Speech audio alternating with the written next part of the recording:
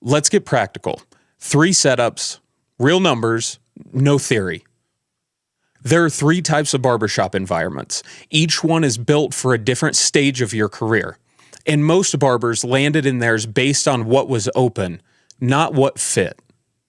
Fit decides almost everything. What you earn, how fast you grow, how long your body and your book last. So let's walk all 3. Commission means you work in someone else's shop, on their platform, and you split what you bring in. The split runs anywhere from 40-60 to 50-50 in the shop's favor most commonly. The shop hands you the space, the walk-in traffic, the brand, the equipment, the structure, and you hand them the skill. So run the math. At $1,000 a week at 50-50, the shop keeps $500. That's $2,000 a month leaving your pocket. The barber in the opening of the show at $1,800 a week, the shop keeps $900. That's $3,600 a month. That's the room tax. And on commission, it scales right up with you. So what are you actually buying with it? You're buying clients you didn't have to find. You're buying equipment you don't own and never have to fix. A brand somebody else built and is still spending money to keep alive. You're building someone else. You're buying someone else eating the lease, the utilities, the insurance, the 9 p.m. headaches. You're buying structure. And when you need that, commission is the right call. When you're still building a book, still sharpening the skill, still leaning on the walk-in traffic to keep your chair warm. When one slow week on your own would genuinely scare you, you're paying for support. And the support is worth every dollar. Commission isn't exploitation. It's a trade. The only question worth asking is whether you're still getting what you're paying for. Here's when that trade goes bad. When you've got more clients than you can physically see, when you've been booked solid for months, when the walk-in traffic stopped mattering to your week a long time ago, that's the moment that cut turns into pure overhead. You're handing the shop a slice of money it's no longer helping you make. So what setup are you in right now? Drop it in the chat, put it in the comments. Is it commission, booth rent, suite? And tell me if you think it fits. Okay. Type number 2, booth rental. Booth rental completely flips the script. It's a flat fee for your space, weekly or monthly. Everything you make over that line is yours. Rent swings by market. $200 to $800 a week covers most of the country. It might be pricier in the big cities. The math changes shape here. At $600 a week, you've got a clear $600 before you've made a nickel for yourself. 15 clients at $60 a head is $900 in. After rent, you keep $300.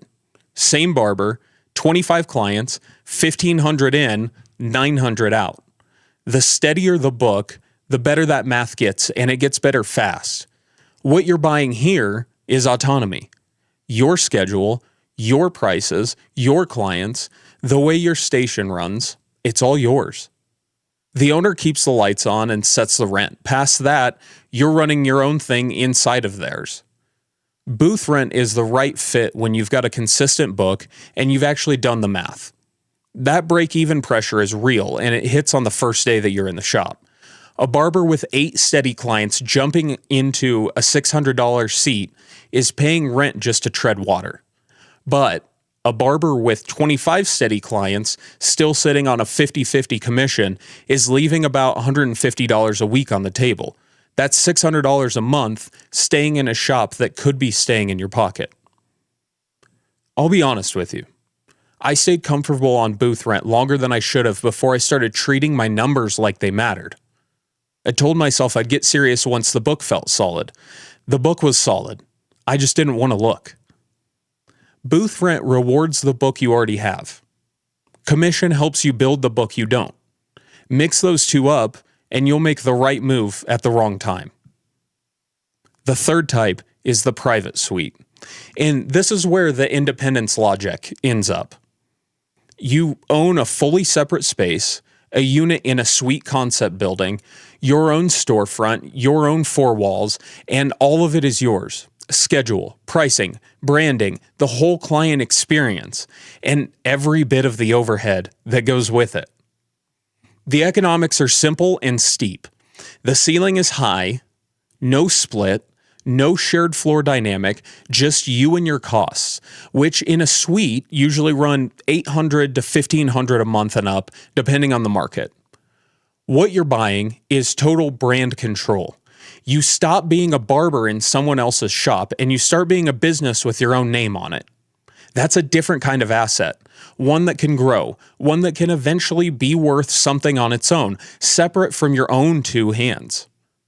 The suite is the right move when your book is full and steady, when you've squeezed everything booth rent had to give, and when you're ready to just quit growing a book and start building a brand. The barber who's been on booth rent for years, full chair, clear picture of what their name could become, that barber is ready. And it's the wrong move when you go there because independence sounds good before the book is there to carry it.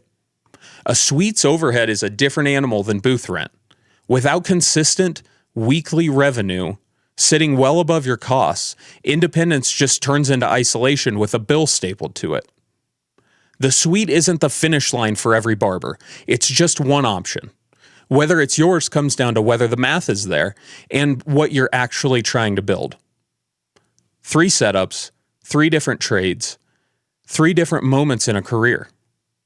Look, none of them is good or bad on its own. Commission isn't exploitation, booth rent isn't freedom, the suite isn't the prize. They're tools. Each one is built for a specific stretch of the road. Most barbers pick the wrong one, not because they've made a dumb decision, but because they made the decision with no map. You've got the map now. The question was never which one is best, it's which one fits where you're standing right now. Picture it in first person for a second. End of the week, last client's gone, you're the last one in the shop. Before you grab your keys, you're running 3 questions on yourself. The honest kind where nobody's watching and you don't get to round up. Question 1, am I making more than I'm paying to stand here? Run the actual number. For commission, what did the shop keep this month? Is what they kept still worth what you're getting back? The clients, the space, the culture, the brand? If yes, then the trade's working. If not, then you're paying for a service that quietly stops serving you. Booth rent. Is your revenue clearing rent consistently enough that the model holds? Or are there months where rent eats the whole thing? Suite. Is your monthly take clearing overhead with enough left over that you're building something, not just covering? Question 2. Am I actually growing where I am? Not just sharper hands, book size, name, income. Is the number moving in the right direction? And is the shop speeding that up? Is it slowing it down? Or is it doing nothing at all? If you've been feeling flat in the same spot for more than a year, the setup is worth a hard look. Question 3. If you were starting over today, would you pick this shop again? Not because it's familiar, not because the people are fine, only because it's the right fit for where you're standing right now. 3 questions. If you have an honest yes to all 3, then you've found your home. And if you have a no, then you've just found the thing that needs your attention. You don't have to move a single thing today or right now, but at least you know. Run it and let me know which one you didn't want to answer. Live chat, in the comments, mail it beforethechop.com. Here's a question worth sitting with. How did we even end up with these 3 options to choose from? Because 130 years ago, there was exactly one. Chicago, 1893. A man named A.B. Moeller opens a building. Not a barbershop, a school. The first barber school in America. People learning to cut hair in a formal classroom with an actual curriculum for the first time in this country. Before Moeller, barbering hair was learn as you go, apprentice in a shop, pick up from whoever was next to you, hope they were teaching you the right things. A.B. Moeller changed that. By the early 1900s, formal training was spreading. By the 1950s, every state had licensing on the books. Barbering was a real regulated profession, trained, licensed, structured. And the structure looked almost identical everywhere. You stood in someone's shop, on their platform, and you split the take. Commission. The owner built the business, you built your book inside of it. That was the only model for the better part of a century. Not because somebody decided it was right, because it was the only door open. Here's the part most barbers never hear. The commission model was never chosen. It was inherited. It's how the whole industry got organized for 100 years, simply because no other option existed. Then two things cracked it wide open. First, the IRS. In the 1980s, the rules around independent contractor status got clearer, and booth rental fit them cleanly. The barber rents the space, sets their own hours and prices, isn't told how to cut. That legal clarity gave booth rent an oxygen it never had. Through the late 80s and into the 90s, it spread. Salons first, then barbershops. Second, the suite. Early 2000s, suite concept buildings start showing up. Semi-private units. Each one run independently, each one paying flat rent. One of the companies that built that model early was Sola Salons, founded in 2004 right here in Denver. By 2010, the salon suite was a real business model. By 2015, it was a movement. Over the last decade, it crossed all the way into barbering. In 2026, the U.S. barber industry runs around $7 billion a year.